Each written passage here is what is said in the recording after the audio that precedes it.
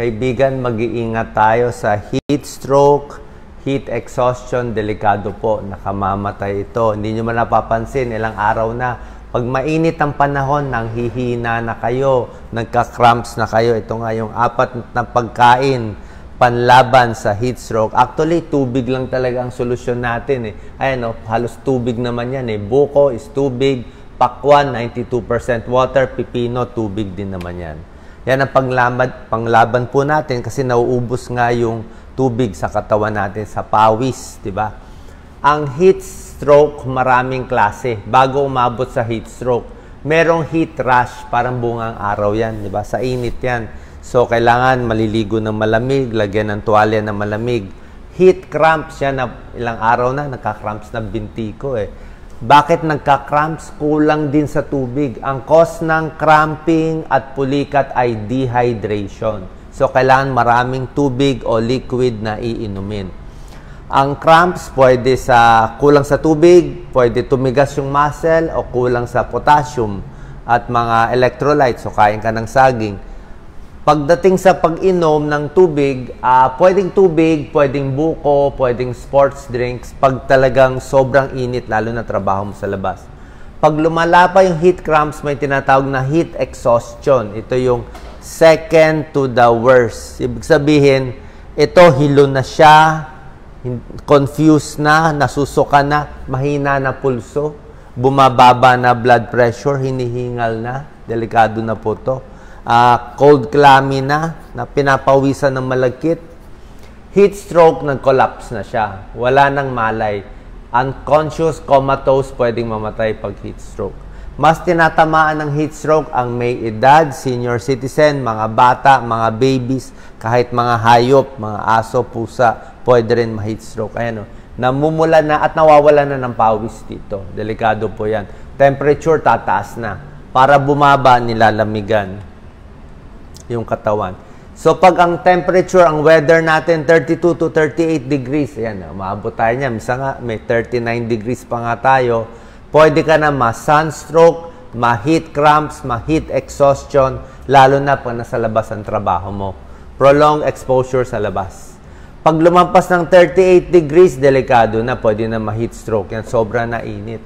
Pag sobra init pa, baka ito sa desierto na to, pwedeng mamatay sa heat stroke.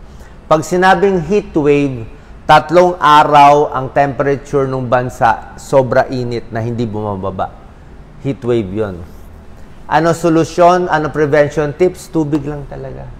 Okay? Pag mainit, kailangan ng maraming tubig. Ayan Gusto nga niya, bago ka ma-heat stroke, pag nararamdaman mo na, 2 basong tubig bawat oras para makahabol. Pag na-dehydrate tayo, nakulangan ng tubig, pwede mag-kidney failure. Pag dinala yung pasyente sa ospital, ano gagawin ng doktor? Suwero. Ano ba ang suwero? Tubig lang ang suwero Tubig, may asin, may electrolytes, yun lang yun basically.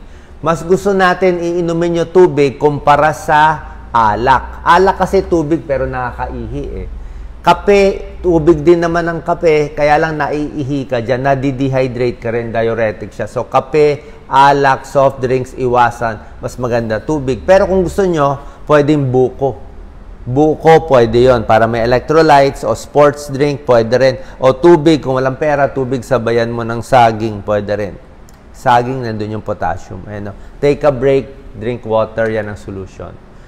Mga pagkaing matutubig ang kailangan. Pakwan is 92% water. Buko, pipino, puro tubig yan. Ito, pipino.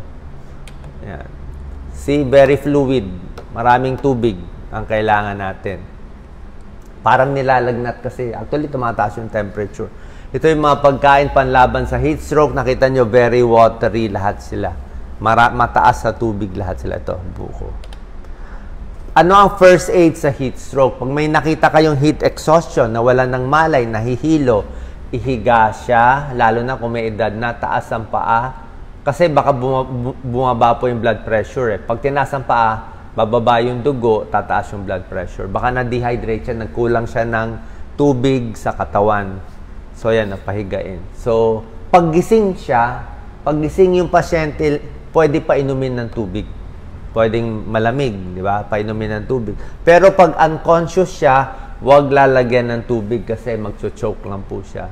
Nilalagyan ng yelo, cold compress sa malamig na lugar, pwede lagyan ng electric fan, bago dalhin sa ospital. Pero sa ospital, gano'n din gagawin eh. Swero din, tubig din, rehydrate para hindi masira ang kidneys. Yun po talaga solusyon. Meron akong tips para to sa mga public servants. Diba? May heat stroke plan eh. Bawat bansa may heat stroke plan. Sana Pilipinas may heat stroke plan din. Ano heat stroke plan? Mas maganda yung weather forecaster natin 3 days in advance ang warning. Next 3 days, alam mo na kailan mainit, kailan ka iiwas. Pwede yung mga workers, outdoor workers, construction workers, 12 to 2 p.m. may break sila. Hinahabaan yung break sa lunch kasi sobrang init. Hinahabaan na lang yung, siguro mas maaga ang pasok sa umaga. Pag summer season, yung mga mababait, kawang-gawa, pwede magbigay ng cold drinking water sa mga tao. Yan po, maganda yan. Sa construction company, public places. Private sector, pwede dapat po dalawin yung mga senior na walang kasama sa bahay, elderly na may sakit, walang kasama sa bahay, mga babies, mga bata, mga teenagers, yan, no? Babies, children, huwag hahayaan mag-isa, bawal sa kotse mag-isa, baka ma-heat stroke sa loob ng kotse. Huwag iiwan sa bahay, baka mamaya pag uwi nyo, wala na heat stroke na. Hanapin yung pinakamalamig na kwarto sa bahay. Kailangan may hangin, mas maganda. Mas maganda maraming puno. Ito po, grow trees and leafy plants. Ang puno kasi maganda po na-absorb niya yung init.